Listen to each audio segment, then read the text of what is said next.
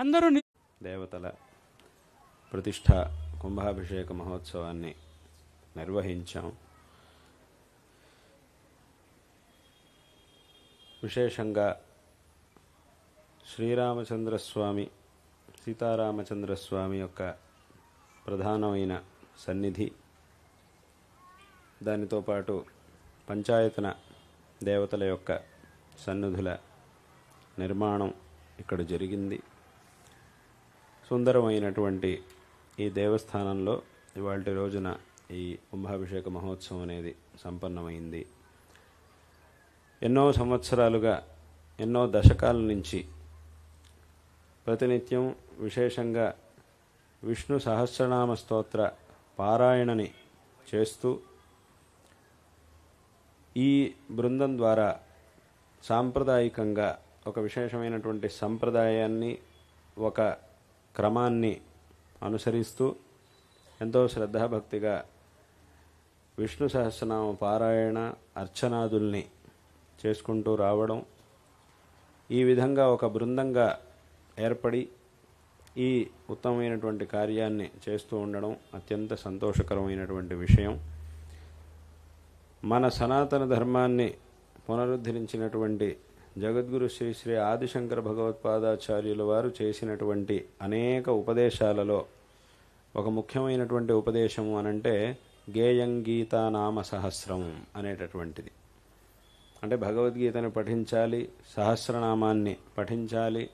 అంటే విష్ణు సహస్రనామమైనా అథవా లలితా సహస్రనామమైనా శివ సహస్రనామమైనా ఉన్నటువంటి ఆ సహస్రనామ స్తోత్రాలు ఏవైతే ఉన్నాయో వీట్లను పఠించాలి అని స్వయంగా ఉపదేశం చేయడమే కాకుండా ఈ సహస్రనామాల్లో ఈ విశిష్టమైనటువంటి విష్ణు సహస్రనామానికి స్వయంగా శంకరాచార్యుల వారు భాష్యాన్ని రచించి ఆ నామముల యొక్క అర్థాన్ని, అత్యంత నిగూఢమైనటువంటి అర్థాలని మనకి తెలియజేశారు.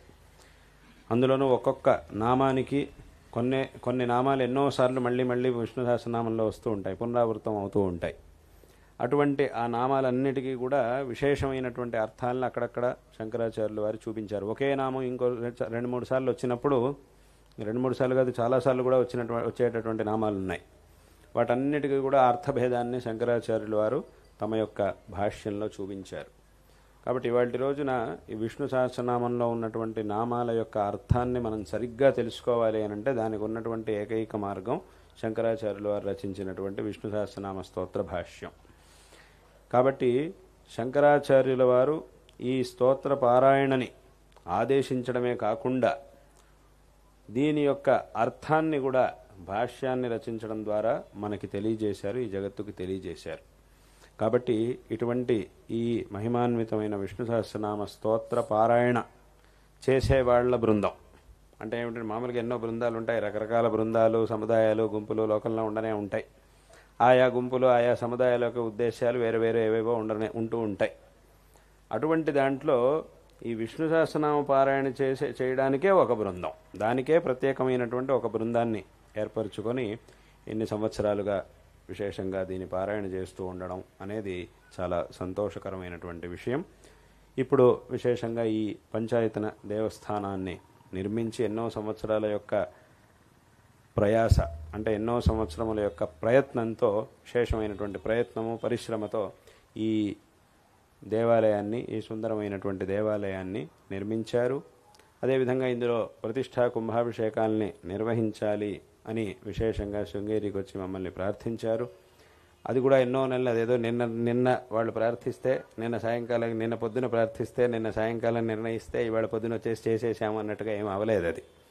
ఇది దీని వెనకాల ఎన్నో సంవత్సరాల పరిశ్రమ ఉంది. ఎన్నో నెలల నుంచి చేసినటువంటి, వాళ్ళు ఎన్నో సంవత్సరాల నుంచి చేస్తున్నటువంటి ప్రార్థన, ఎన్నో నెలల నుంచి ఇక్కడికి రావడానికి కావలసినటువంటి ఆ సందర్భం కోసం ప్రతీక్షిస్తూ ఉంటే ఇవాల్టి రోజున, అందుకే ఇవాల్టి రోజుని విశేషంగా ఈ ముహూర్తాన్ని నిర్ణయించడం జరిగింది. ఎందుకు అనంటే ఇవాల్టి రోజున ఉన్నటువంటి ముహూర్తం అనంటే మొట్టమొదటిది ఎలాగో కార్తీక మాసం, ఇది చాలా పవిత్రమైనటువంటిది, ఇంకా దాని గురించి ప్రత్యేకంగా చెప్పక్కర్లేదు. అందులో ఇక్కడ సీతారామచంద్రస్వామి ప్రధానమైనటువంటి సన్నిధి కాబట్టి ఈ నవమి తిథి అనేది ఏదైతే ఉందో అది రాముడికి చాలా ప్రశస్తం కాబట్టి ఈ నవమి తిథి నాడు దీన్ని చేయడం జరిగింది. అదేవిధంగా ఇక్కడ ఆ గురువారం, ఇవాళ రోజున ఈ గురువారం సందర్భంలో చేయడం, అదేవిధంగా ఈ శ్రవణ నక్షత్రం ఇవన్నీ కూడా ఈ రోజుకి కలిసి రావడం వల్ల ఇవాల్టి రోజున ఈ కార్యక్రమాన్ని చెయ్యాలి అని దీనికి సుముహూర్తాన్ని నిర్ణయించాం. ఆ నిర్ణయానుసారంగా ఆ భగవంతుడి యొక్క అనుగ్రహంతోనే ఆ భగవంతుడే ఈ వీటన్నిటిని కూడా ఇక్కడ జరిగినటువంటి కార్యక్రమాలన్నిటినీ కూడా చేయించుకున్నాడు. దాంట్లో మీ అందరినీ కూడా నిమిత్తులుగా చేసి మీ ద్వారా ఈ కార్యాలన్నిటినీ కూడా ఆ భగవంతుడు చేయించుకున్నాడు. ఇది చాలా సంతోషకరమైనటువంటి విషయం. ఈ భగవదారాధన అనేది అత్యంత ఆవశ్యకమైనటువంటిది. భగవద్ అనుగ్రహాన్ని మనం పొందాలి.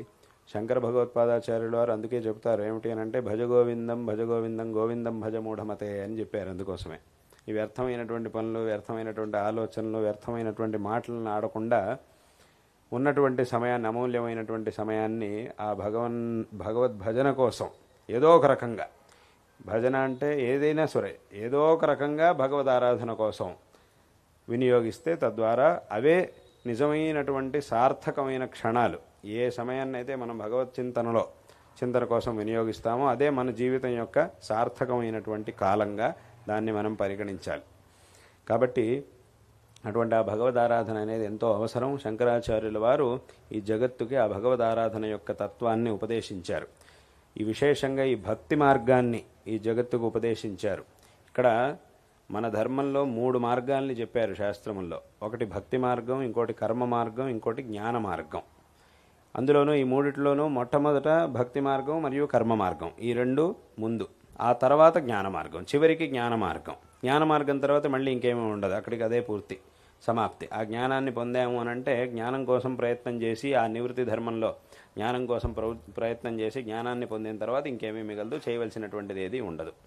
కాబట్టి ఆ జ్ఞాన మార్గాన్ని ఉపదేశించారు. కాబట్టి దానికంటే ముందు ఆ జ్ఞాన మార్గంలోకి వెళ్ళడానికి కావలసినటువంటి మార్గాలు అనంటే భక్తి మార్గం మరియు కర్మ మార్గం. అంటే విశేషంగా భక్తితో భగవంతుడిని ఆరాధించడం, అదేవిధంగా మనకి విహితమైనటువంటి కర్మలని ఆచరించడం.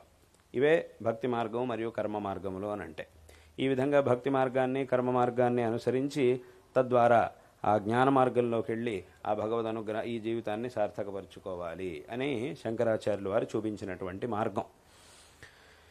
ఇక్కడ ఈ భక్తి మార్గము మరియు కర్మ మార్గములు ఈ రెండిటి ద్వారా జ్ఞాన మార్గంలోకి వెళ్ళేటటువంటి యోగ్యతని మనం సంపాదించుకోగలుగుతాం.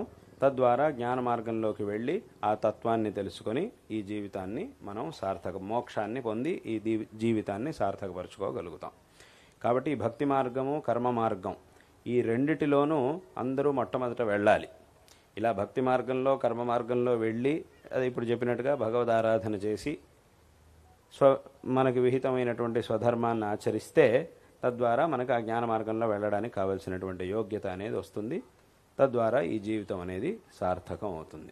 కాబట్టి ఇటువంటి మార్గాన్ని శంకరాచార్యుల వారు చూపించారు. అందుకే ఈ ఒక క్రమం ఏదైతే ఉందో, ఇది ఒక వరస ఏదైతే ఉందో, దీన్నే శంకరాచార్యుల వారు వేదో నిత్యమధీయతాం తదుజితం కర్మస్వనుష్ఠీయతాం తేన ఈశస్య విధీయతాం అపచితి కామ్యే మతిస్త్యజ్యతాం పాపౌఘ పరిధూయతాం భవసుఖే దోషోనుసంధీయతాం ఆత్మేచ్ఛా వ్యవసీయతాం నిజగృహాత్ పూర్ణం వినిర్గమ్యతాం అనేటటువంటి శ్లోకంలో ఈ వరసని చూపించారు.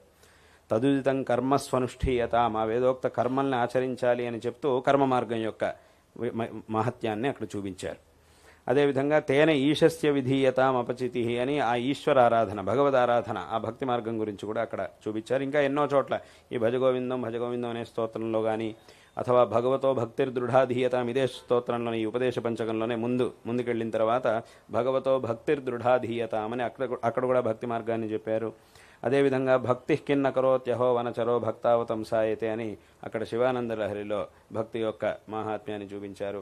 ఈ విధంగా ఈ అన్ని మార్గాల్ని చూపించి సరైనటువంటి మార్గదర్శనాన్ని చేసినటువంటి వారు శంకర భగవత్పాదాచార్యులు వారు. కాబట్టి ఈ మార్గంలో వెళ్ళి ఈ జీవితాన్ని సార్థకపరుచుకోవాలి. ఇక్కడ అప్పటి కాలంలో మొట్టమొదటి సమస్య ఏమిటి అనంటే నాస్తిక్యం. నాస్తికులందరూ కూడా శంకరాచార్యుల వారి కాలంలో ఏం చేశారు అనంటే నాస్తికులందరూ కూడా భగవంతుడు అనేవాడు లేడు అని వాదన చేస్తూ ఉండేవారు. అప్పుడు వాళ్ళందరితోనూ శంకరాచార్యుల వారు వాదించి భగవంతుడి యొక్క అస్తిత్వాన్ని మళ్ళీ వాళ్ళందరికీ కూడా తెలియజేశారు. ప్రమాణపూర్వకంగా భగవంతుడి యొక్క అస్తిత్వాన్ని వాళ్ళందరికీ కూడా తెలియజేశారు. అక్కడికి ఆ నాస్తిక్యాన్ని ఖండించి భగవద్ అస్తిత్వాన్ని శంకరాచార్యుల వారు చూపించారు. అక్కడికి మొదటి పని అయింది. కానీ ఇది అయిన తర్వాత మళ్ళీ ఇంకో రెండో సమస్య మొదలైంది. ఏమిటి? భగవంతుడి యొక్క అస్తిత్వాన్ని సాధించిన తర్వాత రెండో సమస్య మొదలైంది. ఏమిటి అనంటే, భగవంతుడు అంటే భగవంతుడు ఎవరు? ఎందుకంటే భగవంతుడికి అనేక రూపాలు ఉన్నాయి, చాలా రూపములు ఉన్నాయి. ఏ భగవంతుడిని ఆరాధించాలి? ఈ దేవుడు పెద్దవాడా, ఆ దేవుడు పెద్దవాడా? ఎందుకంటే ఇలా భగవంతుడు ఉన్నాడు అని చెప్పంగానే అందరూ కూడా ఏం చేశారు అంటే, మా దేవుడే గొప్పవాడు, మా దేవుడే గొప్పవాడు, మీ దేవుడు చిన్నవాడు. ఏదో మా దేవుడు గొప్పవాడు అంటే తప్పులేదు, అందులో ఏ తప్పు లేదు. కానీ దాంతోపాటు మీ దేవుడు చిన్నవాడు అని అంటే అది మళ్ళీ తప్పు. కాబట్టి ఈ విధంగా మళ్ళీ ఘర్షణలు మొదలయ్యాయి. శివుడు పెద్దవాడా, విష్ణువు పెద్దవాడా, అమ్మవారా అథవా గణపత, ఎవరు? వీళ్ళందరిలో ఎవరు పెద్ద? నేను పూజించే దేవుడే పెద్ద, నువ్వు పూజించేవాడు చిన్నవాడు అని ఈ రకంగా మళ్ళీ వీళ్ళంతా కూడా గుంపులుగా ఏర్పడి మళ్ళీ వాదనలు చేసుకోవడం, ఘర్షణలు చేసుకోవడం మొదలెట్టారు. ఈ మతాలన్నీ కూడా మళ్ళీ మొదలైనాయి. అప్పుడు శంకరాచార్యులు వారు మళ్ళీ ఏం చేశారు అనంటే, తమ భాష్యంలో ఒక చోట చెప్పారు. ఏమిటి? స్యాత్ పరమేశ్వరస్యాపి ఇచ్ఛావశాత్ మాయామయం రూపం సాధకానుగ్రహార్థం అని చెప్పారు. అంటే దీని అర్థం ఏమిటి అనంటే, పరమేశ్వరుడు అంటే ఆ భగవంతుడు భక్తులను అనుగ్రహించడం కోసం ఒక్కొక్క సందర్భంలోనూ ఒక్కొక్క రూపాన్ని, ఒక్కొక్క నామాన్ని ధరించి మన ముందుకు వచ్చాడే తప్ప ఉన్న భగవంతుడు ఒక్కడే. అది శివుడైనా, విష్ణువైనా, అమ్మవారైనా, ఎవరైనా కూడా ఉన్న భగవంతుడు ఒక్కడే. ఒకే భగవంతుడు ఇన్ని రూపాల్లో మనకు కనిపిస్తున్నాడు. అంతే తప్ప ఇక్కడ ఏ విధమైనటువంటి తారతమ్యం అనేది లేదు. ఈయన పెద్ద, ఆయన చిన్న అనేటటువంటి భావన పనికిరాదు. ఎందుకంటే ఆ కనిపిస్తున్నటువంటి రూపంలో తేడా ఉన్నప్పటికీ దాని వెనకున్నటువంటి భగవత్ చైతన్యంలో ఏ విధమైనటువంటి తేడా లేదు. కాబట్టి ఈయన పెద్ద, ఆయన చిన్న అనడానికి వీలేదు. ఎందుకంటే ఈయన ఆయన వేరే కానప్పుడు మళ్ళీ వాళ్ళిద్దరిలో ఈయన పెద్ద, ఆయన చిన్న అనడానికి ఆ మాటకు అవకాశమే లేదు. ఎందుకంటే రెండు రూపాలని మనం చూస్తున్నప్పుడు ఒకే పరమాత్మ రెండు రూపాలని ధరించాడు. కాబట్టి ఒకే పరమాత్మ ఆయా సందర్భానికి తగినట్టుగా రెండు రూపాలని ధరించినప్పుడు ఈయన పెద్ద, ఆయన పెద్ద, ఈ పరమాత్మ, ఈ దేవుడు పెద్ద, ఆ దేవుడు పెద్ద అనేటటువంటి మాటకి ఇక్కడ అవకాశమే లేదు. ఎందుకంటే రెండు రూపాలని ధరించినటువంటి వాడు ఒకే వ్యక్తి. అయితే ఆ రూపం అనేది ఏదైతే ఉందో దాంట్లో తేడా ఉండొచ్చు. ఈ రూపం ఒకలాగా ఉంటుంది, ఆ రూపం ఒకలాగా ఉంటుంది. మనుషులందరికీ కూడా వాళ్ళ అభిరుచికి తగినట్టుగా ఒక్కొక్క రూపం కాస్త ఎక్కువగా ఇష్టం అవుతుంది. ఈ శివుడి రూపం, కొంతమందికి శివుడి రూపం అంటే ఇష్టం, కొంతమందికి విష్ణు అంటే ఇష్టం, కొంతమందికి అమ్మవారి యొక్క రూపం అంటే ఇష్టం, కొంతమంది గణపతి అంటే ఇష్టం. ఈ రూపాలన్నీ కూడా ఒకే పరమాత్మకి చెందినటువంటి రూపాలు. ఒకే పరమాత్మ ఇన్ని రూపాలని ధరించాడు. కాబట్టి ఇన్ని రూపాలు వెనుకున్నటువంటి పరమాత్మ ఒకడే. కాబట్టి పరమాత్మలో ఏ విధమైనటువంటి తేడా లేదు. కానీ మన కంటికి కనిపించేటటువంటి రూపం ఏదైతే ఉందో ఆ రూపాన్ని చూసినప్పుడు ఏమవుతుంది అనంటే, మనుషుల యొక్క అభిరుచులు రకరకాలుగా ఉంటాయి. కాబట్టి ఏమవుతుందనంటే ఒక్కొక్కళ్ళకి ఒక్కొక్క రూపం అంటే ఇష్టం అవుతుంది అంతే. కానీ అలాగని నాకు ఈ రూపం అంటే ఇష్టం కాబట్టి ఇంకో రూపాన్ని నిందిస్తాను, అథవా ఆ రూపం దీనికంటే తక్కువ, అక్కడ ఉండే దేవుడు దీనికంటే తక్కువ అని అంటే మాత్రం అది చాలా తప్పు. ఎందుకు అనంటే ఈ రూపమైనా ఆ రూపమైనా ఉన్నటువంటి పరమాత్మ ఒక్కడే. కాబట్టి దీన్నే శంకరాచార్యులు వారు ఉపదేశించారు. కాబట్టి ఇక్కడ ఉన్నటువంటి పరమాత్మ ఒక్కడే. ఒకే భగవంతుడు అనేక రూపాలని ధరించాడు. ఆయా సందర్భాలకు తగినట్టుగా అనేక రూపాలని అదే ఇక్కడ చెప్పారు. ఇచ్ఛావశాత్ మాయామయం రూపం సాధకానుగ్రహార్థం. అంటే భక్తులను సాధకులైనటువంటి భక్తులు ఎవరైతే ఉన్నారో వాళ్ళను అనుగ్రహించడానికి భగవంతుడు ఇన్ని రూపాలని ధరించాడు. అంతే తప్ప రెండు రూపాలని ధరించేటప్పటికి దేవుడే రెండుగా అయిపోయాడు, ఇద్దరు దేవుళ్ళు కొత్తగా వచ్చేశారు అని అర్థం కాదు. ఇద్దరు దేవుళ్ళు, ముగ్గురు దేవుళ్ళు, నలుగురు, ఐదుగురు వీళ్ళంతా వచ్చారు అని అర్థం కాదు. ఉన్నటువంటి భగవంతుడు ఒక్కడే. అందులో ఏ విధమైనటువంటి సందేహము లేదు. కాబట్టే శంకరాచార్యులు వారు ఏం చేశారు అనంటే, ఈ భావన ఎప్పుడు కూడా అందరికీ మనస్సులో ఉండాలి అనేటటువంటి ఆలోచనతోనే మన పురాణాల్లో, శాస్త్రముల్లో ఉన్నటువంటి విషయాన్నే ఆచరణలోకి తీసుకొచ్చారు. ఏమిటి అది అనంటే అదే ఈ పంచాయతన పూజా పద్ధతి అనేటటువంటిది. శంకరాచార్యుల వారు ఈ పంచాయతన పూజా పద్ధతి అనేది పురాణాల్లో ఉన్నటువంటిది. ఆ పురాణములు, నారద పురాణం మొదలైనటువంటి పురాణాల్లో ఈ పంచాయతన దేవతల గురించి చెప్పారు. ఇటువంటి ఆ పంచాయతన పూజా పద్ధతిని ఆచరణలోకి శంకరాచార్యుల వారు తీసుకొచ్చారు. ఎందుకు అనంటే ఏమిటి దాని అర్థం? ఒకే పీఠంలో అందరు దేవతల్ని, ఈ ఐదుగురు దేవతల్ని, అంటే ప్రధానమైన భగవంతుడి యొక్క అనేక రూపాలు ఉన్నాయి, వాటిల్లోనూ ప్రధానమైనటువంటి ఈ 5 రూపాలని ప్రాచుర్యంగా ఎక్కువగా పూజించేటటువంటి ఈ 5 రూపాలని ఒకే పీఠంలో పెట్టుకొని అన్నిటికీ ఏకకాలంలోనే పూజ చేయడం అనేటటువంటి పద్ధతిని శంకరాచార్యులు వారు తీసుకొచ్చారు. ఎందుకు అనంటే ఆ తారతమ్య భావన అనేది మనిషికి ఉండకూడదు. అనేటటువంటి ఉద్దేశంతో దీన్ని తీసుకొచ్చారు. ఒకవేళ పంచాయతన పూజ అనేది లేకపోయినా కూడా మన వెనకటి వాళ్ళంతా కూడా ఒకే పీఠంలో శివుడిని అంటే ఒక శివలింగాన్ని ఒక శాలిగ్రామాన్ని రెండింటినైనా కూడా కలిపి పూజించేటటువంటి పద్ధతిని వెనకటి నుంచి అనుసరిస్తూ వచ్చారు. పంచాయతనం అంటే పంచాయతనం, ఒకవేళ పంచాయతనం లేకపోయినా కూడా ఒకే పీఠంలో శాలిగ్రామాన్ని అంటే శివలింగాన్ని, ముఖ్యంగా హరిహరులు శివకేశవులు కాబట్టి ఎక్కువగా ఈ విరోధం అనేది ఎక్కడొస్తూ ఉంటుందంటే శివకేశవుల్లోనే ఎక్కువ మనకి. ఆ శివకేశవులు అంటే వాళ్ళిద్దరిలో కాదు, వాళ్ళ భక్తుల్లో వాళ్ళిద్దరిలో అదేమీ లేదు. వాళ్ళిద్దరూ చాలా హాయిగా ఉంటారు, వాళ్ళిద్దరూ చాలా సుఖంగా ఉన్నారు. ఎందుకంటే పద్మపురాణంలో ఒక మాట ఉంది. ఒకసారి శివుడు విష్ణువు ఇద్దరు మాట్లాడుకుంటూ ఉంటారు. మాట్లాడుకుంటున్నప్పుడు ఒక మాట వస్తుంది అక్కడ. ఏమిటి అనంటే ఏ భేదం విదధత్యద్ధా హ్యావయోరేకరూపయో కుంభీపాకేషు పచ్యంతే నరాః కల్పసహస్రకం అని ఇద్దరు మాట్లాడుకుంటూ ఉంటారు. ఏమిటి ఆ మాట అనంటే మనిద్దరిలో ఎవరైతే తారతమ్య దృష్టిని కలిగి ఉంటారో, అంటే ఈయన పెద్దవాడు ఈయన చిన్నవాడు, ఏ భేదం విదధత్యద్ధా హ్యావయోరేకరూపయో ఒకరమే అయినటువంటి మనిద్దరిలో ఒకే వ్యక్తి అయినటువంటి ఒకే పరమాత్మ యొక్క రెండు రూపాలైనటువంటి మనిద్దరి విషయంలో ఎవరైతే తారతమ్య భావనను కలుగుంటారో, ఈయన పెద్ద ఈయన చిన్న అనేటటువంటి భావన కలుగుంటారో అది చాలా పెద్ద పాపం. ఆ తారతమ్య భావనని పొంది ఉండడం అనేది పెద్ద పాపం. దాని ఫలం ఏమిటి అనంటే కుంభీపాకేషు పచ్యంతే నరాః కల్పసహస్రకం అని. కుంభీపాకం అంటే ఏమిటి? అదొక నరకం. అంటే ప్రసిద్ధమైన నరకం అందరికీ తెలిసిందే. నరకం అనగానే చాలామంది గుర్తు, నరకం అనగానే అక్కడ నూనెలో పడేసి వేయిస్తూ ఉంటారు అని చెప్పి చాలామంది వినుంటారు. దానికే ఈ పేరు, ఈ కుంభీపాకం అనేటటువంటి పేరు. అంటే వాళ్ళకి ఆ శిక్ష అనేది అక్కడ నరకంలో పడుతుంది, ఈ విధమైనటువంటి భేదాన్ని చూసినటువంటి వాళ్ళకి అని.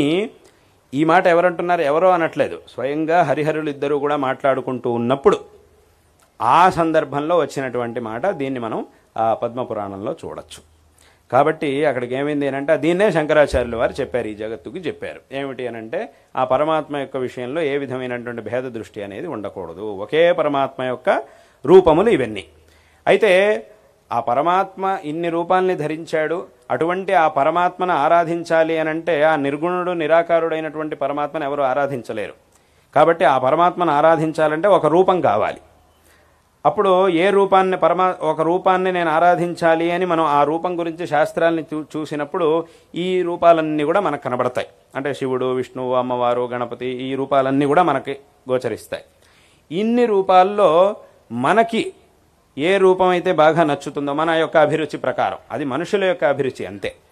ఆ మనుషుల యొక్క అభిరుచి ప్రకారం ఒక్కొక్కరికి ఏ రూపాన్ని అయితే ఒక్కొక్కళ్ళు ఏ రూపాన్ని అయితే ఇష్టపడతారో ఆ రూపాన్ని ఆరాధించవచ్చు అని శాస్త్రం ఒక అవకాశాన్ని మనకిచ్చింది. అంటే ఎలాగైతే ఇప్పుడు ఏదైనా బట్టలు కొనుక్కోవడానికని ఒక చోటుకి వెళ్ళాం, అక్కడ అన్నీ ఉంటాయి. ఏ బట్టలు కొన్నా, ఏ రంగులో ఉన్న బట్టలు కొనుక్కున్నా దాని నుంచి మనకి లభించే ప్రయోజనం ఒకటే. అందులో అది నల్ల బట్టలైనా, తెల్ల బట్టలైనా, ఎర్రగా ఉండే బట్టలైనా, ఏ రంగులో ఉండే బట్టలైనా సరే దాన్ని కొనుక్కున్నప్పుడు దాని నుంచి వచ్చేటటువంటి ఫలం ఒకటే. ఏమిటి? దాన్ని ధరించడం అంతే. అది ఏ రంగులో ఉన్న వస్త్రమైనా ఒకటే. కానీ ఏమవుతుంది అనంటే ఈ రంగు అయితే బాగుంటుంది, ఈ రంగు అయితే నాకు ఇష్టం, ఇది కావాలి అది కావాలి అని దాన్నే తీసుకుంటూ ఉంటారు. ఇప్పుడు ఆడవాళ్ళంతా చీరలు కొనుక్కోవడానికని వెళ్తారు కదా, వెళ్ళినప్పుడు అక్కడ ఏం చేస్తారు? ఈ చీర అయితే బాగుంటుంది, ఏ చీర అయినా దానివల్ల కలిగే ప్రయోజనం ఒకటే. ఏ రంగు అయినా ఏదైనా కూడా, ఏ వస్త్రమైనా దానివల్ల, ఏ చొక్కాలు కొనుక్కోవడానికి వెళ్తారు మగవాళ్ళు, ఇటు వీళ్ళు దీనికోసం వెళ్తారు, వాళ్ళు దానికోసం వెళ్తారు. ఏదైనా కూడా దాని నుంచి వచ్చే ఫలం ఒకటే. కానీ ఇది బాగుంది, అది బాగుంది, ఈ రంగు వద్దు, ఆ రంగే కావాలి, ఈ రంగు కావాలి, ఆ రంగు కావాలి అని అవన్నీ చూసుకొని చేస్తూ ఉంటారు. ఎందుకలాగా అనంటే ఆ వస్తువు ఒకటే, దాని నుంచి కలిగే ప్రయోజనం కూడా ఒకటే, అందులో ఏ విధమైనటువంటి తేడా లేదు. కానీ వాళ్ళ అభిరుచి, అందుకే ఎప్పుడైనా ఇంకో మార్గం లేదు, ఉన్నది ఒకటే, ఇది ఒకటే రంగు ఉండేది, దీన్నే తీసుకోవాలంటే అప్పుడు ఇంకేం చేస్తాం? మాట్లాడకుండా దాన్నే తీసుకుంటాం. 2-3 రంగులు ఉన్నాయన్నప్పుడు అప్పుడు సరే ఇది బాగుంది, ఇది వద్దు, అది బాగుంది, అది తీసుకుందాం అని చెప్పి ఏది బాగుంటుందో దాన్ని తీసుకుంటారు. ఇంకే రంగులలో ఉన్నది ఒకటే అని అంటే అప్పుడు దాన్నే తీసుకోవాలి, ఇంకో మార్గం లేదు. కాబట్టి అదంతా ఏమిటి అనంటే వాళ్ళ అభిరుచికి తగినట్టుగా చేయడం.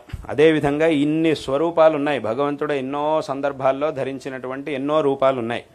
ఈ అన్ని రూపాల్లోనూ ఏదో ఒక రూపాన్ని, ఏ రూపాన్ని ఆరాధించినా కూడా దానివల్ల మనకు కలిగేటటువంటి ప్రయోజనంలో ఏ విధమైనటువంటి తేడా ఉండదు. ఎలాగైతే ఏ వస్త్రాన్ని మనం ధరించినా కూడా, ఏ రంగులో ఉన్నదాన్ని ధరించినా కూడా దాని నుంచి మనకు కలిగేటటువంటి ఫలితంలో ఏ ప్రయోజనం, ఏ తేడా ఉండదో, అదేవిధంగా భగవంతుడి యొక్క ఇన్ని రూపాల్లో ఏ రూపాన్ని ఆరాధించినా కూడా మనకు కలిగేటటువంటి ఆ ఫలంలో ఏ విధమైనటువంటి తేడా అనేది ఉండదు.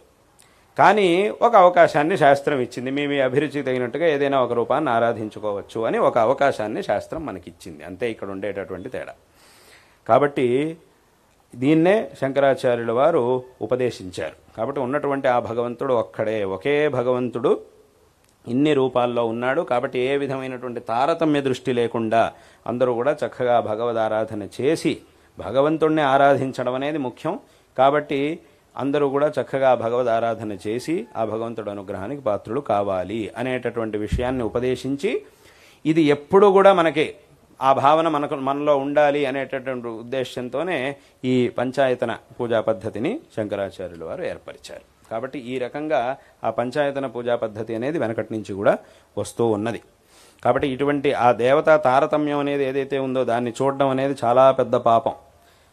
విష్ణు పెద్దవాడు శివుడు చిన్నవాడు అని చూసినా కూడా చాలా పెద్ద తప్పు, శివుడు పెద్దవాడు విష్ణువు చిన్నవాడు అని చూసినా కూడా చాలా పెద్ద తప్పు. రెండు కూడా చాలా పెద్ద పాపాలు. కాబట్టి అటువంటి పనిని ఎవరు కూడా చేయకూడదు. అటువంటి భేద దృష్టిని ఎవరు కూడా పొందకూడదు.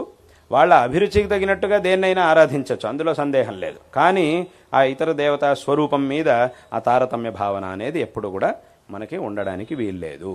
ఈ విషయాన్ని చక్కగా అందరూ కూడా చక్కగా తెలుసుకోవాలి. ఎన్నో సందర్భాలని ఆ హరిహరుల అభేదాన్ని చెప్పేటటువంటి సందర్భాలు ఎన్నో ఉన్నాయి పురాణాల్లో, ప్రతి పురాణంలోనూ.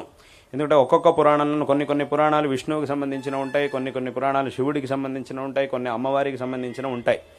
ఆయా పురాణాలని చూస్తూ ఉన్నప్పుడు విశేషంగా విష్ణువుకి సంబంధించినటువంటి పురాణంలో విష్ణు యొక్క గొప్పతనాన్ని చాలా ఎక్కువగా చెప్తారు.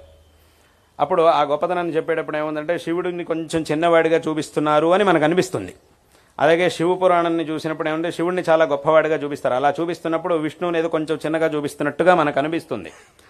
అప్పుడు ఏమవుతుందనంటే ఆయా పురాణాలను చూసినప్పుడు ఆయనే పెద్దవాడు, ఈ దేవుడే పెద్దవాడు అని మనకు అనిపిస్తూ ఉంటుంది. ఆ భావన మళ్ళీ అక్కడ తారతమ్య భావన రావడానికి అవకాశం ఉంటుంది అనే ఉద్దేశంతోనే ఒకవైపు మళ్ళీ ఆ దేవుణ్ణి గొప్పవాడిగా చూపిస్తూనే మళ్ళీ ఇంకోవైపు మళ్ళీ హెచ్చరిస్తారు. ఎంత గొప్పవాడిగా చూపించినా మళ్ళీ పరమాత్మ ఒక్కడే, ఇక్కడ భగవంతుడి విషయంలో తేడా లేదు అనే విషయాన్ని కూడా అదే పురాణంలో అక్కడక్కడ చూపిస్తూనే ఉంటారు. ఎన్నోసార్లు విశేషంగా చూపిస్తూనే ఉంటారు. ఇప్పుడు భాగవత పురాణం తీసుకుంటే అందులో విష్ణువు గురించి గొప్పగా చెప్పినట్టు ఉంటుంది. కానీ మళ్ళీ అదే భాగవతంలో శివుడైనా విష్ణువు అయినా బ్రహ్మ అయినా అందరూ ఒకటే అనేటటువంటి విషయాన్ని కూడా అదే భాగవత పురాణం మనకి చూపిస్తుంది. స్వయంగా విష్ణువే చెప్తాడు భాగవత పురాణంలో. ఎప్పుడైతే అక్కడ భాగవతంలో ఆ దక్షుడి ఆ యాగధ్వంసం అనేది జరుగుతుందో, ఆ దక్షుడి యాగంలో శివుడికి అవమానం జరిగినప్పుడు, దక్షుడు శివుడిని అవమానించినప్పుడు ఆ తర్వాత ఏముందంటే తర్వాత శివగణాలు వచ్చి ఆ యాగాన్ని ధ్వంసం చేయడం అదంతా జరుగుతుంది. మళ్ళీ వాళ్ళంతా విష్ణువుని ప్రార్థించినప్పుడు విష్ణువు అక్కడ ప్రత్యక్షం అవుతాడు. విష్ణువు ప్రత్యక్షమై చెబుతాడు, దక్షుణ్ణి మందలిస్తాడు. ఏమిటి అనంటే నువ్వు తప్పు చేశావు. ఎందుకు అనంటే నన్ను శివుణ్ణి వేరువేరుగా చూస్తూ నన్ను ఆరాధించి శివుణ్ణి ద్వేషించావు నువ్వు. ఇది చాలా పెద్ద తప్పు. ఇలా చేయడం అనేది చాలా పెద్ద తప్పు. ఎందుకంటే నేను శివుడు అందరం ఒకటే అనేటటువంటి విషయాన్ని స్వయంగా విష్ణు అక్కడ భాగవత పురాణంలో చెప్తాడు. ఈ విధంగా ఎన్నో చోట్ల మనం ఆ భగవంతుడి యొక్క అభేదాన్ని మనం విశేషంగా చూడగలుగుతాం. అదేవిధంగా ఇంకొక సందర్భం ఉంది. ఏమిటి అనంటే అది పద్మపురాణంలోనూ ఉంది, ఇంకా నారద పురాణంలోనూ కనబడుతుంది మనకు ఆ సందర్భం. అదైతే ఇంకా అంటే ఈ అభేదం, ఈ తారతమ్య దృష్టిని ఇంకా తీవ్రంగా ఖండించేటటువంటి ఒక సందర్భం అది. అంటే శంకరాచార్యుల వారు ఏ అభేదాన్ని చెప్పారో, ఏ అద్వైతాన్ని చెప్పారో దాన్ని ప్రతిపాదన చేస్తూ ఈ తారతమ్య దృష్టిని దృఢంగా బలంగా ఖండించేటటువంటి ఒక సందర్భం. ఒకసారి ఏమవుతుందనంటే ఆ పద్మపురాణంలోనూ నారద పురాణంలోనూ ఉండేటటువంటి ఒక సందర్భం. ఒకసారి ఏమవుతుంది అనంటే శివుడు ఒక ఆభరణాన్ని తీసుకొచ్చి పార్వతీదేవి దగ్గరికి వస్తాడు. నేను నీకు దీన్ని అలంకరిస్తాను అని చెప్పి వస్తాడు. అప్పుడు పార్వతీదేవి అంటుంది, నువ్వేమిటి నాకు అలంకరించేది, నీకే సరిగ్గా అలంకారం చేసుకోవడం రాదు, ఒకసారి నీ స్వరూపం చూసుకో ఎలా ఉందో. ఒంటి మీద ఏముంది, మంచి వస్త్రాలు లేవు, ఆ చర్మాన్నే ధరించావు, వస్త్రంగా నువ్వు ధరించావు. మెడలో పోనీ ఏమన్నా ఆభరణాలు ఉన్నాయా అంటే ఏమి లేవు, పాములు ఉన్నాయి, పాములను వేసుకున్నావు. పోనీ ఒంటి మీద ఏముంది అనంటే మొత్తం భస్మం ఉంది, ఆ చితాభస్మం అంతా ఒంటి మీద జల్లుకున్నావు. అలాగే తల నిండా జటల ఈ జటాజూటం ఇదంతా ఉంది. కాబట్టి ఈ అలంకారం ఇది నీకే అలంకారం సరిగ్గా చేసుకోవడం రాదు, నువ్వు నాకు చేయడం ఏమిటి అని అంటుంది అమ్మవారు. అప్పుడు పక్కనే విష్ణు ఉంటాడు. విష్ణు అమ్మవారు ఈ మాట అనగానే విష్ణువుకి చాలా కోపం వస్తుంది. ఏంటమ్మా ఇంత మాట అంటావేంటి నువ్వు శివుణ్ణి, ఆయన ఎవరనుకుంటున్నావు, ఆయన పరమాత్మ, అటువంటి పరమాత్ముడిని నువ్వు ఇలా అవమానిస్తావా, ఏమిటి ఇలా అంటున్నావేమిటి, ఇది ఈ నిందని వినడం నా వల్ల కావట్లేదు అని అంటాడు. అప్పుడు ఒక మాట అంటాడు విష్ణు, ఏమిటంటే ఇది చాలా ముఖ్యమైనటువంటి మాట. ఎత్ర ఈశ నిందనం భద్రే తత్ర నో మరణం వ్రతం అని అంటాడు విష్ణు. అంటే ఏమిటి, ఎక్కడైతే శివనింద జరుగుతుందో అక్కడ ఇంకా మరణమే నాకు శరణం. ఆ శివనిందని నేను భరించలేను. శివనిందని గనక శివనిందని వినడం కంటే మరణమే నాకు చాలు, ఆ మరణమే నాకు పర్వాలేదు అని స్వయంగా ఈ మాటను విష్ణు అంటాడు అక్కడ. ఎత్ర ఈశ నిందనం భద్రే తత్నో మరణం వ్రతం అని చెప్పి వెంటనే ఏం చేస్తా అంటే, ఇంక ఇంత మాట విన్న తర్వాత ఇంకా నాకు బతకాలని లేదు, నేను వెంటనే నా శిరస్సును ఖండించుకుంటాను అని చెప్పి వెంటనే విష్ణు శిరస్సును ఖండించుకోబోతాడు. అప్పుడు వెంటనే ఈశ్వరుడు ఆపుతాడు.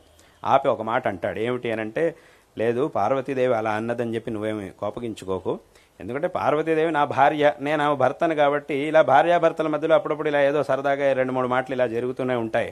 ఆమె నా మీద ద్వేషంతోనో అగౌరవంతోనో అనలేదు, ఏదో సరదాగా నన్ను అలా ఆట పట్టించడానికి అలా అన్నది అంతే తప్ప ఇక్కడేమి దీన్ని ఇట్లా దాన్ని నువ్వు చాలా కోపగించుకోవాల్సినటువంటి పని లేదు అని చెప్పి స్వయంగా అప్పుడు శివుడు ఆ మాట అంటాడు. ఆ భార్య కాబట్టి ఊరికే నన్ను ఏదో చేయడానికి నా అలా అన్నదే తప్ప ఇక్కడేమి ద్వేషం ఏమీ లేదు, కాబట్టి ఇటువంటి పని చేయకు అని విష్ణువుని శివుడు ఆపుతాడు. అటువంటి ఆ సందర్భాన్ని మనం ఆ పురాణంలో చూస్తాం. కాబట్టి ఈ విధంగా ఆ దేవతా తారతమ్యం అనేది ఏదైతే ఉందో దాన్ని చూడడం అనేది చాలా పెద్ద తప్పు. అందుకే దీన్ని శంకరాచార్యుల వారు దృఢంగా ఖండించి ఉన్నటువంటి పరమాత్మ ఒక్కడే, ఒకే పరమాత్మ ఇన్ని రూపాలని ధరించాడు, మనల్ని అనుగ్రహిస్తూ ఉన్నాడు అని ఎవరైతే ఆ దేవుడి పేరుతో పరస్పరం ఘర్షణలకు పాల్పడుతూ ఉండేవాళ్ళో వాళ్ళందరిలోనూ మళ్ళీ ఒక ఐకమత్యాన్ని తీసుకొచ్చారు. అంటే మొట్టమొదట నాస్తిక్యాన్ని ఖండించి భగవంతుడి యొక్క అస్తిత్వాన్ని సాధన చేసి చూపించారు. ఆ తర్వాత వచ్చినటువంటి ఈ ఘర్షణలు ఏవైతే ఉన్నాయో వాళ్ళందరికీ కూడా సరైనటువంటి భగవత్ తత్వాన్ని ఉపదేశించి సమస్త భక్తుల్లోనూ ఒక ఐకమత్యాన్ని తీసుకొచ్చారు. ఇది సదాకాలం ఆచరణలో ఉండడం కోసమే ఈ పంచాయతన పూజా పద్ధతిని ప్రారంభం చేయించారు. కాబట్టి వాటి రోజున ఇక్కడ ఈ పంచాయతన దేవతల యొక్క సన్నిధులన్నీ కూడా ఒకచోట ఉన్నాయి. ఒకే దేవస్థానంలో ఒకే ఆలయంలో వేరువేరు మందిరాల్లో ఈ పంచాయతన దేవతల యొక్క ప్రతిష్టాపన అనేది ఇవాళ రోజున ఇక్కడ జరిగింది. అదేవిధంగా దానితో పాటే ఈ మార్గాన్ని మనకి చూపించినటువంటి శంకరాచార్యుల వారి యొక్క ప్రతిష్ట ఆలయం కూడా ఇక్కడ నిర్మింపబడి ఉన్నది. ఆ ఆలయంలో శంకరాచార్యుల వారి యొక్క మూర్తి ప్రతిష్ట కూడా ఇక్కడ చేయబడి ఉన్నది. కాబట్టి ఇటువంటి ఆ విశేషమైనటువంటి ఆ స్థానం దేవస్థానం ఇది. కాబట్టి అందరి దేవతలు అంటే భగవంతుడు అక్కడే ఉండేది. ఆ భగవంతుడి యొక్క ఇన్ని రూపాలు కూడా ఇక్కడ ఈ దేవస్థానంలో మనకు కనిపిస్తూ ఉన్నాయి. కాబట్టి దీన్ని ఈ గొప్పతనం అంటే పంచాయతన దేవస్థానంగా ఎందుకు నిర్మాణం చేశారు అనేటటువంటి విషయాన్ని అందరూ కూడా చక్కగా తెలుసుకోవాలి. అంటే ఏదో రామాలయం ఒకటి కడితే సరిపోతుంది కదా, అథవా శివాలయం ఏదో ఒకటి కట్టేస్తే, అమ్మవారి కూడా ఏదో కట్టేస్తే చాలు కదా, ఇన్ని దేవతామూర్తులు ఎందుకు ప్రతిష్ఠ చేశారు అనంటే ఈ విషయాన్ని శంకరాచార్యుల వారు మనకి చూపించారు. అంటే పురాణాలు మనకి చెబుతున్నాయి, దాన్నే శంకరాచార్యుల వారు చూపించారు. కాబట్టి ఆ దేవతా రూపాలన్నిటిలోనూ ఉండేటటువంటి భగవత్ చైతన్యం ఒకటే. కాబట్టి ఆ విషయాన్ని అందరూ కూడా చక్కగా తెలుసుకోవాలి అనేటటువంటి ఉద్దేశంతోనే ఆ పంచాయతన పూజా పద్ధతిని ప్రారంభించారు. అందుకే ఇటువంటి పంచాయతన దేవస్థానాల్ని కూడా నిర్మించడం అనేది వెనకటి నుంచి వచ్చినటువంటి పద్ధతి. కాబట్టి దీన్ని అందరూ కూడా చక్కగా తెలుసుకొని ఆ భగవత్ తత్వాన్ని అందరూ కూడా చక్కగా తెలుసుకోవాలి. అందుకే చాలామంది ఏమంటూ ఉంటారు అనంటే, మీ హిందూ ధర్మంలో చాలామంది దేవుళ్ళు ఉన్నారు, ఒకళ్ళ ఇద్దరా చాలామంది దేవుళ్ళు ఉన్నారు, వీళ్ళని పూజించాలా వాళ్ళని పూజించాలా, ఎవరు పూజ చేయాలి, ఎవరు వదలాలి, ఎవరిని వదిలితే ఈయన వదిలితే ఆయన కోపం వస్తుంది, అంటే ఎవరిని వదిలితే ఈయన కోపం వస్తుంది, ఆయనకు పూజ చేసి ఈయన వదిలేస్తే ఈయన కోపం వస్తుంది, శివుడికి పూజ చేసి విష్ణువుకి చేయకపోతే విష్ణువు కోపం వస్తుంది, విష్ణువుకి చేసి శివుడికి వదిలేస్తే శివుడికి కోపం వస్తుంది. కాబట్టి ఏమిటి ఇదంతా హిందూ ధర్మంలో ఈ దేవతల వ్యవస్థ అనేది ఇది సరిగ్గా లేదు, అది ఇది చాలామంది అంటూ ఉంటారు. కానీ ఇది అత్యంత మూర్ఖమైనటువంటి మాట. ఎందుకు అనంటే ఇక్కడ ఉన్నటువంటిది ఒకే ఒక్క పరమాత్మ. అసలు పరమాత్మ అనేవాడు ఒక్కడే ఉంటాడు అనేటటువంటి విషయాన్ని ఈ ప్రపంచానికి చెప్పిందే మన ధర్మం. ఇప్పుడు వేరే ఎవరెవరైతే ఉన్నారో అసలు వీళ్ళ మతాలన్నీ కూడా ఎక్కడున్నాయి ఒక కాలంలో, ఇది అనాది కాలం నుంచి ఉన్నటువంటిది.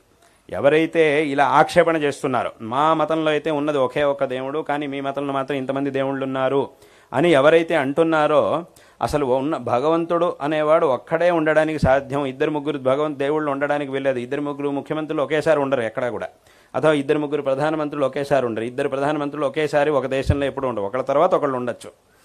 ఇద్దరు ముఖ్యమంత్రులు అథవా ఇద్దరు ప్రధానమంత్రులు అథవా ఇద్దరు శాసనసభ్యులు ఒకే నియోజకవర్గానికి ఇద్దరు శాసనసభ్యులు ఒకేసారి ఉండరు. ఎందుకంటే ఉండాలంటే ఒకడే ఉండాలి. కాబట్టి అదేవిధంగా ఆ భగవంతుడు కూడా ఇద్దరు దేవుళ్ళు ఉండడానికి సాధ్యమే లేదు. ఉండేది ఒకే ఒక భగవంతుడు. ఆ భగవంతుడు ఎన్ని రూపాలనైనా ధరించవచ్చు, ఎన్ని నామాలనైనా కూడా ధరించవచ్చు. ఇప్పుడు లోకంలో కూడా ఒక మనిషి ఉన్నాడు. ఆ మనిషిని ఒకడు తండ్రి అంటాడు, ఒకడు కొడుకు అంటాడు, ఒకడు బాబాయ్ అంటాడు, ఒకడు తమ్ముడు అంటాడు, ఒకడు అన్నయ్య అంటాడు. ఒక్కొక్కళ్ళకి ఆ మనిషి ఒక్కొక్క రకంగా ఉన్నాడు. మనం ఎన్ని పేర్లతో పిలిచినా అంటే వాళ్ళ సంబంధాన్ని బట్టి వేరే వేరే వ్యక్తులు ఎన్ని పేర్లతో పిలిచినా కూడా ఆ వ్యక్తి మాత్రం ఒకడే ఉంటాడు. కాబట్టి ఇక్కడ కూడా అదే విధంగా భగవంతుడు ఒక్కడే ఉన్నాడు అనేటటువంటి విషయాన్ని ఆ శంకరాచార్యుల వారు విశేషంగా మనకి తెలియజేశారు.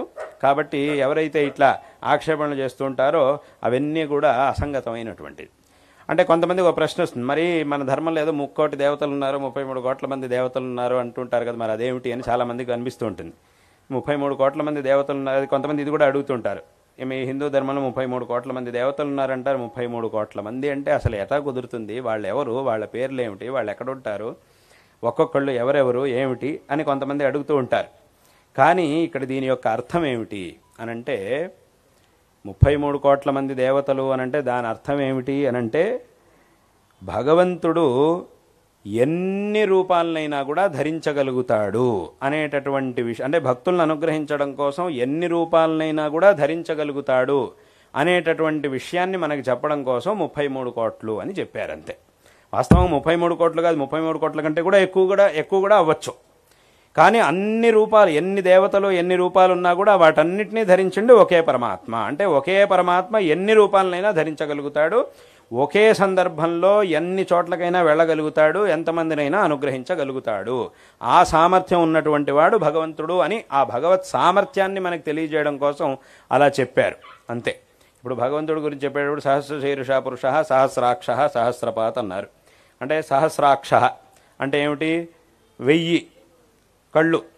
అక్షం అంటే కన్ను అని అర్థం. 1000 కళ్ళు కలిగినటువంటి వాడు అని 1000 మాత్రం. అలాగైతే 1000 మాత్రమే ఉండేవాడా, 1001 కాదా అని అంటే అది కాదు ఇక్కడ అర్థం. 1000 కళ్ళు అని దాని యొక్క అర్థం. సహస్రాక్ష అంటే వేల అంటే అలా మళ్ళీ అక్కడ 1000 అంటే ఎన్ని వేలు అనే ప్రశ్న కూడా అక్కడ అవకాశం లేదు. 1000 అంటే ఎన్ని? 5000, 10,000, 25,000 ఎంత సంఖ్య అని కూడా అడగడానికి వెళ్ళలేదు. దాని యొక్క అర్థం ఏమిటి అనంటే అసంఖ్యాకమైనటువంటి కళ్ళు. అసంఖ్యాకమైనటువంటి కళ్ళు అనంటే దాని అర్థం ఏమిటి? భగవంతుడు సర్వవ్యాపిగా అన్ని చోట్ల ఉన్నాడు. అక్కడ సహస్రం అని పదాన్ని ప్రయోగించారు. కానీ దాని యొక్క అర్థం ఏమిటి? దాని యొక్క తాత్పర్యం ఏమిటి అనంటే అసంఖ్యాకమైనటువంటి కళ్ళతో భగవంతుడు ఈ ప్రపంచాన్ని చూస్తూ ఉన్నాడు. ఎవరు ఏం చేస్తున్నారు, ఎప్పుడు ఏ క్షణంలో ఏం చేస్తున్నారు, ఏం ఆలోచిస్తున్నారు, ఏం మాట్లాడుతున్నారు, ప్రతి ఒక్క విషయాన్ని గమనిస్తూ ఉండేటటువంటి వాడు. ఇలా ప్రతి విషయాన్ని గమనిస్తూ ఉన్నాడు భగవంతుడు అనంటే ఎందుకు అనంటే వాళ్ళు చేసినటువంటి కర్మఫలాల్ని వాళ్ళకి ఇవ్వాలి అనంటే ఇవన్నీ కూడా తెలిసిన వాడై ఉండాలి. ఇప్పుడు తన కింద పనిచేసే ఉద్యోగులకి సరిగ్గా జీతం ఇవ్వాలి అంటే ముందు ఇచ్చేటటువంటి వాడు వీళ్ళు ఏం పని చేస్తున్నారు అనే దాన్ని ముందు చూడాలి. ఆ చూసే శక్తి ఉన్నటువంటి వాడు అయి ఉండాలి. అప్పుడు వీడు ఏం పని చేశాడు, ఎంత పని చేశాడు, ఎన్ని రోజులు ఏం పని చేశాడు, ఏం చేయాల్సి ఉంది కానీ ఏం చేశాడు, నిజంగా చెప్పినంత పని చేశాడా లేదా, వీటన్నిటినీ కూడా గమనించే శక్తి ఉండాలి. అప్పుడే వీడు అధికారి స్థానంలో కూర్చోవడానికి యోగ్యుడవుతాడు, ఆ అర్హతని పొందుతాడు. వీడికి ఏమీ తెలియదు, పని చేయించడం రాదు, ఎవరు ఏం పని చేయాలో తెలియదు అనేటటువంటి వాడిని అధికారి స్థానంలో కూర్చోబెట్టడం సాధ్యం కాదు. అదంతా తెలిస్తేనే అప్పుడు చేసినటువంటి పనికి తగినట్టుగా ఫలితాన్ని ఇవ్వగలుగుతాడు. వాళ్ళకి ఇవ్వాల్సినటువంటి జీతమో ఏదో వాటికి సరైనటువంటి పనికి తగినట్టుగా ఇవ్వగలుగుతాడు. ఒకవేళ అలా గమనించేటటువంటి శక్తి కనుక వాడికి లేదు అనంటే ఆ స్థానంలో కూర్చోవడానికి వాడు అనర్హుడు అని దాని యొక్క అర్థం. అదేవిధంగా ఇక్కడ కూడా భగవంతుడు ఇన్ని 100 కోట్ల మంది మనుషులు కానీ జంతువులు కానీ వీటన్నిటికి కూడా ఆయా ఫలితాలని కర్మఫలాలను ఇవ్వాలి అనంటే అందరి యొక్క జ్ఞానం ఎప్పుడు ఎవరు ఏం చేస్తున్నారు, ఏం మాట్లాడుతున్నారు, ఏం ఆలోచిస్తున్నారు, మనస్సుతో, శరీరంతో, వాక్కుతో అన్నిటితోనూ ఏమేం చేస్తున్నారు అనేటటువంటి జ్ఞానం ఈశ్వరుడికి ఉండాలి. అందుకే ఈశ్వరుని సర్వజ్ఞుడు అని మనం అనేది. కాబట్టి ఇదంతా జరగాలి అనంటే ఈశ్వరుడు ఎప్పుడూ కూడా మనల్ని గమనిస్తూ ఉంటాడు. అందుకే మనల్ని ఎప్పుడు కూడా ఈశ్వరుడు గమనిస్తూ ఉంటాడు, ప్రతి ఒక్కరిని కూడా. చాలామంది ఏమనుకుంటారు, అబ్బాయి మేము చేసినప్పుడు ఎవరు చూడలేదండి, ఎవరు చూడకుండా చేసేసామని అనుకుంటారు. వేరే ఎవరు చూసినా చూడకపోయినా అసలుగా చూడాల్సిన వాడు చూసేశాడు. మేము చూడకుండా నేను చేసినప్పుడు అక్కడ ఎవరు లేరు, ఏదో పని చేశాడు, ఏమిట్రా ఇలా చేసామనంటే ఏదో చేసేసానులే కానీ ఎవరు చూడలేదులేండి పర్వాలేదు అని అంటారు. అది కాదు, ఎవరు చూడలేదు అని అంటే లేదా నేను చేసినప్పుడు అక్కడ ఎవరు లేరు, ఎవరు లేని చోటుకి వెళ్ళి ఈ ఏదో పని చేసి వచ్చాను అని అంటాడు. కానీ ఏమవుతుంది, ఎవరు చేసినా చేయకపోయినా చూడకపోయినా చూడాల్సిన వాడు చూస్తూనే ఉంటాడు. ఆయనకు కూడా కనపడకుండా ఎక్కడికో ఒక చోటకి వెళ్ళి చేసి వస్తాను అంటే మాత్రం అది సాధ్యం కాదు. అది అప్పటికి కూడా జరగదు. కాబట్టి చూడాల్సిన వాడు చూశాడు, గమనించాడు, తెలుసుకున్నాడు, నువ్వు ఫలానా పని చేశావని తెలుసుకున్నాడు, దానికి తగినటువంటి ఫలాన్ని ఏదో ఒక సమయంలో నీకు ఇస్తాడు. దానికి ఒక సమయం వస్తుంది, ఎందుకంటే వెంటనే రాకపోవచ్చు, ఎందుకంటే ఆయనకు తెలుసు ఎప్పుడు ఎవరికి ఏమి ఇవ్వాలనేది తెలుసు. కాబట్టి ఆ సమయం వచ్చినప్పుడు దానికి తగినటువంటి ఫలాన్ని అప్పుడు వాళ్ళకి ఇస్తాడు. కాబట్టి ఈ విధంగా భగవంతుడు అన్నిటినీ కూడా గమనిస్తూ ఉంటాడనేటటువంటి అర్థాన్ని చెప్పడం కోసం సహస్రాక్ష అని ఆ మాటని ఉపయోగించారు. అదేవిధంగా ఇక్కడ 33 కోట్లు అనేటటువంటి మాటని ఎందుకు చెప్పారు అని అంటే అది 33 కోట్లని కాదు, 100 కోట్లు కూడా కావచ్చు. అంటే 100 కోట్ల మంది వేరువేరు ప్రదేశాల్లో ఉండి భగవంతుడిని ఆరాధిస్తున్నారు. ఇప్పుడు మనం ఎప్పుడు భగవత్ పూజ చేసినా కూడా ఆవాహన చేస్తాం. ఆవాహన అని ఉంటుంది. మొట్టమొదటి పూజలో మనం ధ్యానం చేసి, పూజ ఎక్కడి నుంచి ఒక్కొక్క ఉపచారాన్ని మనం చేసేటప్పుడు మొట్టమొదట ధ్యానం చేస్తాం, తర్వాత ఆవాహన చేస్తాం. ఆవాహన చేసినప్పుడు ఏముంది, భగవంతుడు అక్కడికి వస్తాడు. ఇప్పుడు 100 మంది 100 చోట్ల వేరువేరు, ఒక ఆయన ఇక్కడ చేస్తున్నాడు, ఇంకొక ఆయన ఇంకో ఊళ్ళో చేస్తున్నాడు, ఇంకొక ఆయన ఇంకో దేశంలో చేస్తున్నాడు, ఇలా 100 మంది 100 చోట్ల పూజ చేస్తున్నప్పుడు ఆవాహన ఒకే కాలంలో ఆవాహన చేసినప్పుడు మరి 100 చోట్లకి భగవంతుడు వెళ్ళగలుగుతాడా? మనమైతే వెళ్ళలేం. 100 మంది ఒకే సమయంలో 100 చోట్లకి మనల్ని ఆహ్వానించినప్పుడు ఒకే సమయంలో 100 చోట్లకి మనం వెళ్ళలేం. ఒకదాని తర్వాత ఒకటి వెళ్తాం. కాబట్టి మనం వెళ్ళలేం. కాబట్టి భగవంతుడు కూడా వెళ్ళగలుగుతాడా అని అంటే మనం వెళ్ళకపోవడం మన విషయం, భగవంతుడి విషయం ఒకటి కాదు.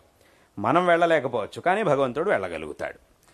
కాబట్టి అది ఎంతమంది, 100 మంది అయినా 100 కోట్ల మంది అయినా సరే ఒకే కాలంలో భగవదారాధన చేసి భగవంతుడిని ఆహ్వానిస్తున్నారు అనంటే అప్పుడు తప్పకుండా భగవంతుడు అక్కడికి రానే వస్తాడు. మనం చేసేటటువంటి పూజనంతా కూడా స్వీకరిస్తాడు, మనల్ని తగినటువంటి ఫలాన్ని మనకిస్తాడు అనేటటువంటి విషయాన్ని శాస్త్రములు మనకి చెబుతున్నాయి. కాబట్టి ఈ విషయాన్ని చెప్పడం కోసం, అంటే అటువంటి సామర్థ్యం మనకి సామర్థ్యం లేదు అన్నంత మాత్రాన భగవంతుడికి సామర్థ్యం కూడా ఆ సామర్థ్యం ఉండదు అని అర్థం కాదు. మనకు ఆ సామర్థ్యం లేకపోవచ్చు, కానీ భగవంతుడికి అది సాధ్యమే. కాబట్టి ఏకకాలంలో ఎన్ని చోట్లకైనా భగవంతుడు వెళ్ళి అనుగ్రహించగలుగుతాడు అనేటటువంటి ఆ శక్తిని, భగవంతుడికి ఉన్నటువంటి ఆ శక్తిని మనకి తెలియజేయడం కోసం అక్కడ 33 కోట్లు అని అన్నారు, అంతే. కాబట్టి వాస్తవంగా 33 కోట్లు అంటే 33 కోట్ల మంది ఉన్నారు అని అర్థం కాదు, దాని యొక్క అర్థం అది కాదు. కాబట్టి ఈ విధంగా మనం ఆరాధించేటప్పుడు భగవంతుడు మన దగ్గరికి వస్తాడు అనే విషయాన్ని మనకి తెలియజేయడం కోసం ఈ విషయాన్ని చెప్పారు. దీనే శంకరాచార్యుల వారు కూడా తమ భాష్యంలో అక్కడంతా కూడా చాలా చోట్ల చెప్పారు. కాబట్టి ఈ విధంగా శంకరాచార్యుల వారు ఆ భగవంతుడు అనేవాడు ఒక్కడే అనేటటువంటి విషయాన్ని తెలియజేసి, ఎవరైతే దీని మీద ఈ భగవతత్వం మీద ఆక్షేపణలు చేయడం ఇవన్నీ చేశారో వాళ్ళందరికీ కూడా సమాధానం చెప్పారు. అదేవిధంగా అందరి భక్తుల్లోనూ ఒక ఐకమత్యాన్ని తీసుకొచ్చారు. కాబట్టి ఇవాల్టి రోజున మనం ఆ భగవంతుణ్ణి ఆరాధిస్తూ ఉన్నాం, ఇంత మటుకైనా ఆరాధించగలుగుతూ ఉన్నాం, తద్వారా భగవద్ అనుగ్రహానికి పాత్రులమై శ్రేయస్సుని పొందుతున్నాము అనంటే ఈ మార్గాన్ని మనకు విశేషంగా చూపించినటువంటి వారు జగద్గురు శ్రీ ఆదిశంకర భగవత్పాదాచార్యులు వారు. కాబట్టి వారిని మనం ఎప్పుడు కూడా స్మరించాలి. ఈ మార్గాన్ని మనకు ఉపదేశించి మనకు వచ్చేటటువంటి అన్ని ప్రశ్నలకు కూడా సమాధానం చెప్పి సరైనటువంటి మార్గం ఇది అని మనకు చూపించారు శంకరాచార్యులు వారు. కాబట్టి ఎప్పటికీ కూడా వారిని మనం మర్చిపోవడానికి వీల్లేదు, మరవడానికి వీల్లేదు. అందుకే ఇక్కడ శంకరాచార్యుల వారి సన్నిధి కూడా ఉంది. విశేషంగా ఇక్కడ శంకర జయంతి ఉత్సవం ప్రతి సంవత్సరం వైశాఖ శుక్ల నిత్య ఆరాధన ఎలాగో మందిరంలో జరుగుతూనే ఉండాలి. అదేవిధంగా శంకర జయంతి మహోత్సవాన్ని కూడా విశేషంగా ఇక్కడ ఆచరణ చెయ్యాలి. అదేవిధంగా అందరూ కూడా ఎలాగైతే రామనవమి, కృష్ణాష్టమి, శివరాత్రి, నవరాత్రి, వినాయక చతుర్థి వీటన్నిటిని మనం ఆచరిస్తామో అదేవిధంగా ప్రతి సంవత్సరం వైశాఖ శుక్ల పంచమి నాడు శంకర జయంతిని తప్పకుండా అందరూ ప్రతి ఊళ్ళోనూ, ప్రతి ఇంట్లోనూ, ప్రతి సంస్థలోనూ, ప్రతి ఆలయంలోనూ అన్ని చోట్ల జరగాలి ఈ శంకర జయంతి మహోత్సవం అనేటటువంటిది. కాబట్టి ఈ విధంగా విశేషంగా శంకర జయంతి ఉత్సవాన్ని చేసి శంకరాచార్యులు వారు ఉపదేశించినటువంటి విషయాల్ని మననం చేసి వారు చూపించినటువంటి మార్గాన్ని అనుసరించి ఈ జీవితాన్ని సార్థకపరుచుకోవాలి.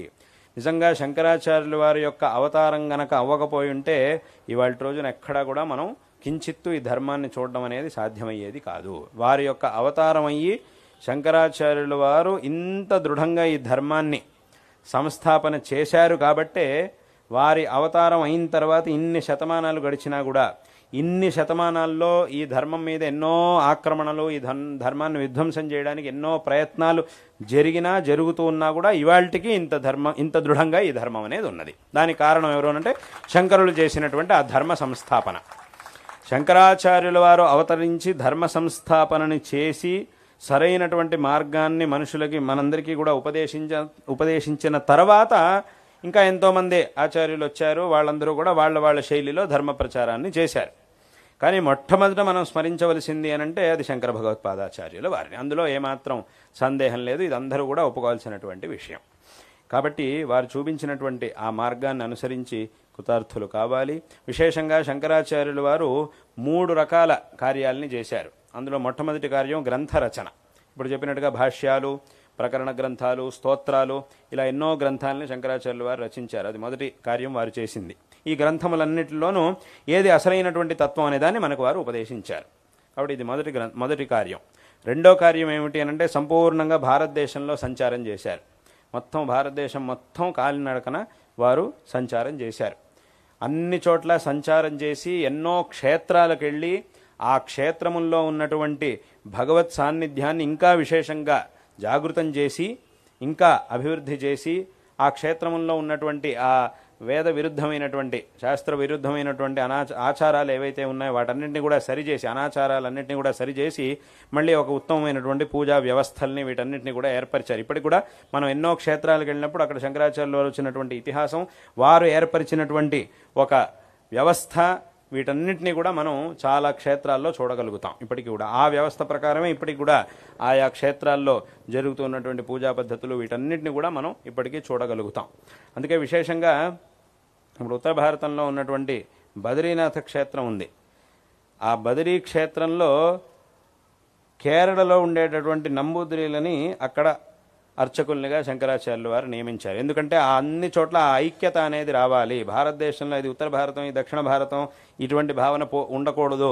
అది వేరు, ఇది వేరు, దానికి మాకు సంబంధం లేదు అనే భావన ఉండకూడదు అనే ఉద్దేశంతో అక్కడ ఉన్నటువంటి క్షేత్రంలో ఇక్కడ ఉన్నటువంటి వైదికుల్ని అర్చకుల్నిగా నియమించారు. అదేవిధంగా రామేశ్వర క్షేత్రం దక్షిణ భారతంలో చిట్ట చివరిన ఉంది. అక్కడ రామేశ్వర క్షేత్రంలో మహారాష్ట్రకి చెందినటువంటి బ్రాహ్మణుల్ని అక్కడ అర్చకులుగా శంకరాచార్యుల వారు నియమించారు. ఈ విధంగా ఎన్నో క్షేత్రాల్లో ఒక వ్యవస్థని చేసి ఈ వ్యవస్థ ప్రకారమే ఇప్పుడు కూడా ఇదంతా జరుగుతూ ఉండాలి అని ఆదేశించారు. ఆ వ్యవస్థ ప్రకారమే ఇప్పటికి కూడా అంతా జరుగుతూ ఉన్నది. కాబట్టి ఈ విధంగా ఎన్నో క్షేత్రాలకు వెళ్ళి అక్కడ ఎన్నో విశిష్టమైనటువంటి కార్యాలని చేశారు. తిరుమల క్షేత్రంలో వెంకటేశ్వర స్వామి సన్నిధిలో అక్కడ ధనాకర్షణ యంత్రాన్ని స్థాపించారు.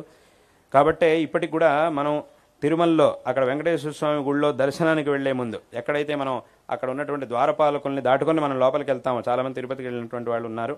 లోపలికి ప్రవేశించి ధ్వజస్తంభం నుంచి లోపలికి ప్రవేశించిన తర్వాత అక్కడ గరుత్మంతుడి సన్నిధి ఉంది. వెంకటేశ్వర స్వామికి సరిగ్గా ఎదురుకుండా గరుత్మంతుడి సన్నిధి ఉంది. ఆ సన్నిధిని మనం దాటుకొని లోపలికి ఇంకా ముఖమండలం ఉన్నటువంటి మండపంలోకి ప్రవేశించడం కంటే ముందు ఎక్కడైతే జైవిజయులు ఉన్నారో అక్కడ పక్కనున్నటువంటి ఒక స్తంభంలో పైన శంకరాచార్యుల వారి విగ్రహాన్ని మనం చూడగలుగుతాం. ఇప్పటికి కూడా అక్కడ శంకర భగవత్పాదాచార్యుల వారి విగ్రహం అనేది అక్కడ సరిగ్గా ఆ ద్వారం బయట అక్కడే ఉంది. కాబట్టి అది ఆ తిరుమల క్షేత్రంలో అక్కడ శంకరాచార్యుల వారి మూర్తిని మనం అక్కడ ఉన్నటువంటి స్తంభంలో చూడగలుగుతాం. కాబట్టి ఈ విధంగా ఆ తిరుమల క్షేత్రంలో విశేషంగా ఆ యంత్రస్థాపన చేశారు. ఈ విధంగా ఎన్నో క్షేత్రాలు, ఇప్పుడు ఉదాహరణకి ఇప్పుడే చెప్పినట్టుగా బదరీ క్షేత్రం ఉంది. ఆ బద్రీనారాయణ క్షేత్రం ఏదైతే ఉందో అక్కడ ఇవాళ రోజున మనం చూస్తున్నటువంటి ఆ మూర్తిని మళ్ళీ తీసుకొచ్చి అక్కడ స్థాపన చేసింది శంకరాచార్యుల వారు. ఆ బద్రీనారాయణ స్వామి విగ్రహాన్ని అక్కడ స్థాపించింది. ఎందుకనంటే అప్పటి కాలంలో అక్కడ ఆ క్షేత్రం మీద కొన్ని ఆక్రమణలు జరిగినప్పుడు ఆ ఆక్రమణ చేసినటువంటి వాళ్ళు ఏం చేశారు అనంటే ఆ మూర్తిని తీసుకెళ్లి పక్కనున్న తీర్థంలో పడేశారు. నారద తీర్థం అని దాంట్లో పడేశారు.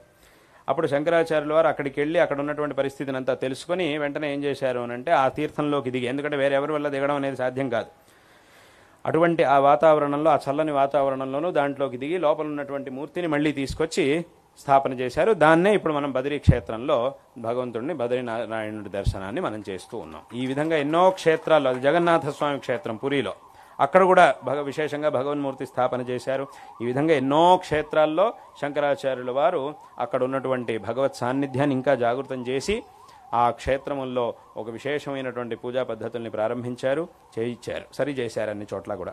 అదేవిధంగా ఎంతోమందితో వాదనలు చేసి, ఎవరైతే వేద విరుద్ధమైనటువంటి ధర్మ విరుద్ధమైనటువంటి వాదనలు చేస్తూ ఉండేవారో వాళ్ళందరితోనూ చక్కగా వాళ్ళందరితోనూ వాదన చేసి సరైనటువంటి మార్గానికి తీసుకొచ్చారు వాళ్ళందరినీ కూడా.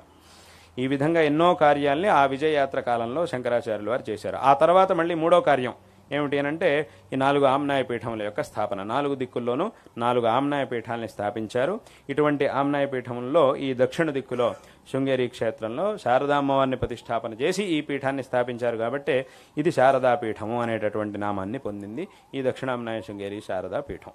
కాబట్టి ఇటువంటి ఈ పీఠం యొక్క అవిచ్ఛిన్నమైన గురు పరంపరలో మా గురువరేణ్యులు జగద్గురు శ్రీ శ్రీ భారతీ తీర్థ మహాస్వామి వారు 36వ అధిపతులు. వారు ప్రస్తుతం ఈ పీఠం యొక్క అధిపతులుగా మనల్నందరినీ కూడా అనుగ్రహిస్తూ ఉన్నారు. విశేషంగా ఈ బృందానికి విష్ణు సహస్రనామ స్తోత్ర పారాయణ బృందానికి వారు విశేషమైనటువంటి తమ ఆశీస్సుల్ని అనుగ్రహాన్ని అందించారు. వారి యొక్క అనుగ్రహంతో ఈ అభివృద్ధి కార్యాలన్నీ కూడా చక్కగా జరుగుతూ ఉన్నాయి. దీనికి విశేషమైనటువంటి అనుగ్రహాన్ని వారు చేసి ఉన్నారు. కాబట్టి ఈ సందర్భంలో ఇవాల్టి రోజున జరిగినటువంటి ఈ కార్యక్రమం యొక్క సందర్భంలో మీ అందరికీ కూడా నారాయణ స్మరణపూర్వకంగా ఆశీర్వాదాలని తెలియజేస్తూ ఉన్నాం. శారదా చంద్రమౌళీశ్వరుల యొక్క మా గురువరేణ్యుల యొక్క పరిపూర్ణమైనటువంటి అనుగ్రహం మీ అందరి యందు సదాకాలం ఉండుగాక, తద్వారా అందరికీ కూడా సకల శ్రేయస్సులు లభించుగాక అని ఈ సందర్భంలో ఆశీర్వాదాలను తెలియజేస్తూ ఉన్నాం. అదేవిధంగా ఈ బృందం తరఫున ఇంకా ముందు వచ్చే భవిష్యత్ కాలంలో కూడా ఇంకా విశేషంగా ఈ అనుష్ఠానాలు ఇవన్నీ కూడా ఇంకా చక్కగా ధార్మికమైనటువంటి అనుష్ఠానాలు ఈ కార్యక్రమాలన్నీ కూడా ఇంకా విశేషమైనటువంటి రీతిలో అన్నీ కూడా చక్కగా జరుగుగాక అని ఈ సందర్భంలో మా యొక్క ఆశీర్వాదాలను తెలియజేస్తూ ఉన్నాం. అందరూ కూడా బృందానికి చెందినటువంటి వాళ్ళందరూ కూడా విశేషమైనటువంటి శ్రద్ధతో ఈ బృందం యొక్క నియమాలు ఇది ప్రారంభం నుంచి ఏ ఒక నియమాలను అనుసరిస్తూ అందరూ కూడా దీన్ని చేసుకుంటూ వచ్చారో అదే విధమైనటువంటి నియమాల్ని అదే విధంగా పాటించాలి. అదేవిధంగా పాటిస్తూ ఇక్కడ చెప్పినటువంటి ధర్మాలన్నింటినీ కూడా చక్కగా ఆచరిస్తూ పారాయణ, స్తోత్ర పారాయణ, అర్చన ఇత్యాదులన్నింటిలోనూ అందరూ కూడా పాల్గొనాలి. ఈ నియమములకు ఏ విధమైనటువంటి భంగాన్ని ఎవరు కూడా తీసుకొచ్చేటటువంటి ఆలోచన కానీ ప్రయత్నాన్ని కానీ ఎవరు కూడా చేయకూడదు.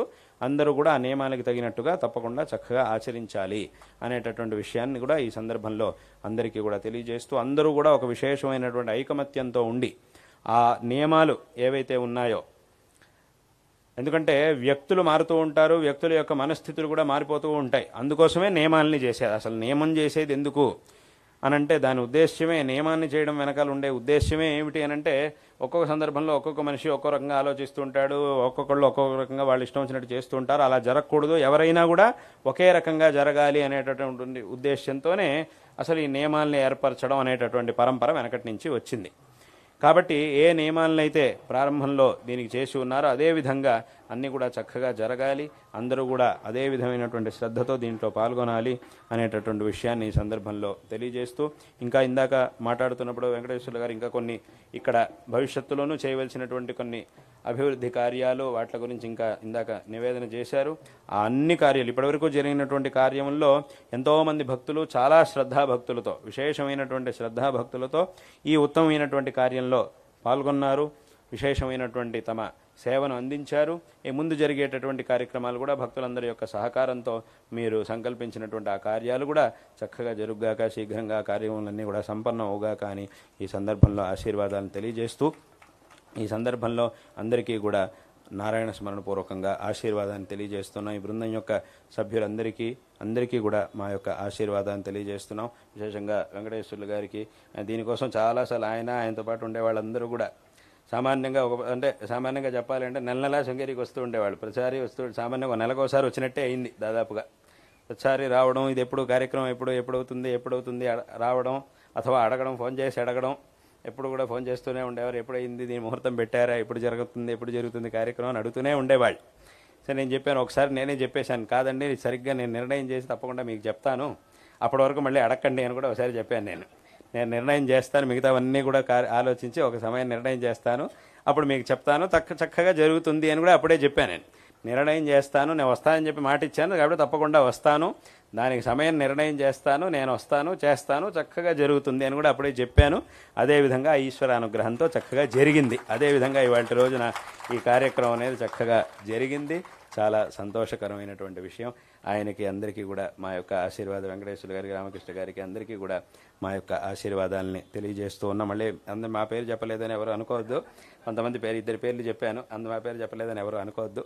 అందరికీ కూడా మరొకమారు ఆశీర్వాదాలని తెలియజేస్తూ ఈ భాషణాన్ని ఇక్కడికి ఉపసంహరిస్తూ ఉన్నాం. హర నమః పార్వతీపతయే, హర హర మహాదేవ.